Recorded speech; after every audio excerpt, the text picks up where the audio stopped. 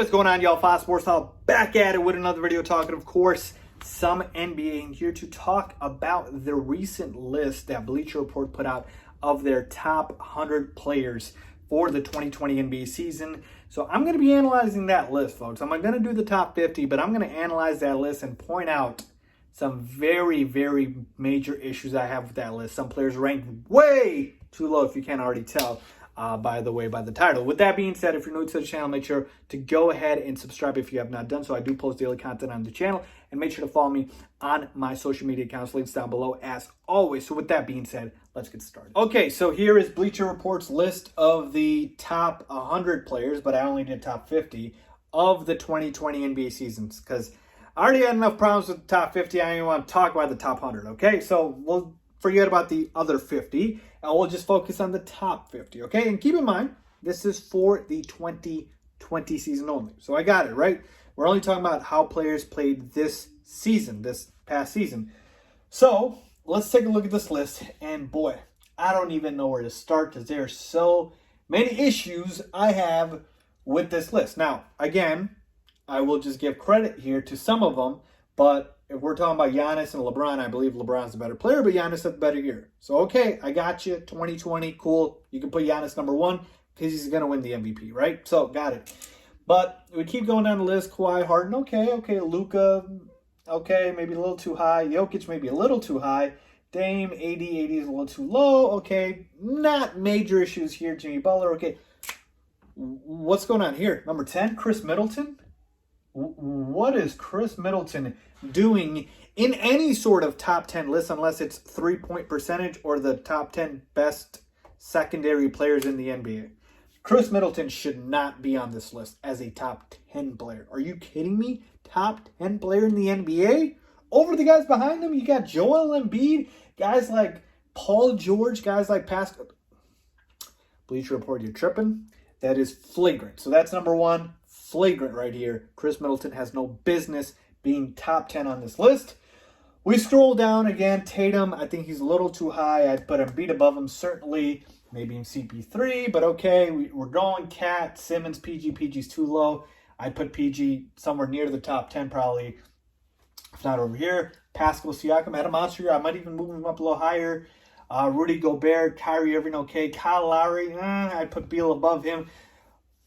Whoa. Is anybody noticing what I'm noticing? Who the heck do they have here at number 22? They have Russell Westbrook.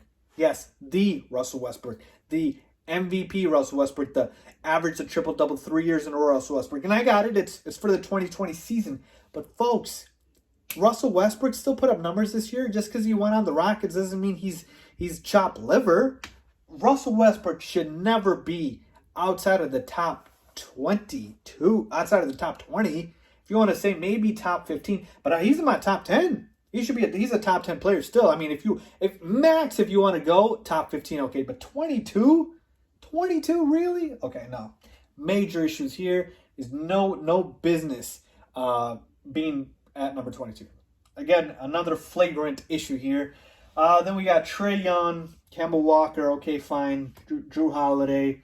A little high for my taste. I'd probably have the guys here, Bam Adebayo above him. Devin Booker had a monster. He's still a little too low.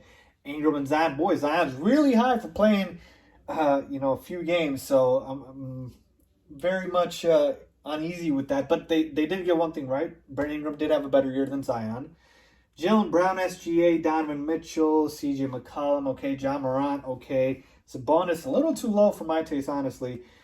De'Aaron Fox, Nikola Vucevic, Gallo's way too high. What is that over here? Kristaps Porzingis at 39. We get down here, Bledsoe at 40, John Collins 41, Van Vliet 42, a little high. Okay, what is this right here? Zach LaVine, 44. Are you kidding me? Zach LaVine at 44. Okay, he's below guys like Fred Van Vliet. Okay. Guys like Eric Bledsoe. Okay, here's the thing with Zach LaVine. I get it. Offensively, he had a monster year, by the way. Just scoring basketball. But defensively, people say, okay, Zach LaVine doesn't play much defense. But a lot of these guys, I can put on the list that they don't. And by the way, Zach LaVine was a borderline all-star. Okay, so I can tell you right now, guys, that he should be above. So let's just go down this list. I believe he should be above Gordon Hayward. He should be above Fred VanVleet. He should be above John Collins. John Collins missed a lot of games, okay? He should be above Eric Bledsoe. Kristaps Porzingis, debatable. Gallo, he should be above him. Vucevic, debatable. I think Vucevic did have a good year. Darren Fox, okay. Sabonis had a great year. Got no issues there. Ja had a great year. CJ, okay. Mitchell. Zach LaVine needs to be in this range right here. 26 through 39. He's not at top 44, okay? And maybe even move him, somewhere near here, because we're talking about an all-star type of season, folks. What's the player here before LaVine that made an all-star team? So we just went through this. KP didn't make the all-star team. No.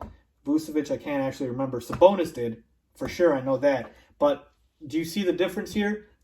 This amount of players to where they were all-stars or borderline all-stars. Yeah, Zach LaVine does not deserve this type of disrespect. And even to be honest, this list, again, just so many major issues I have with this list. But like I said, I wanted to point out the most flagrant ones, and that is Chris Middleton being in their top 10 when he has no business being there. Russell Westbrook being at 22, that's way too low, and Zach LaVine being at 44, which is way too low. Okay, so those were the main issues I had with this list. Let me know what you guys think.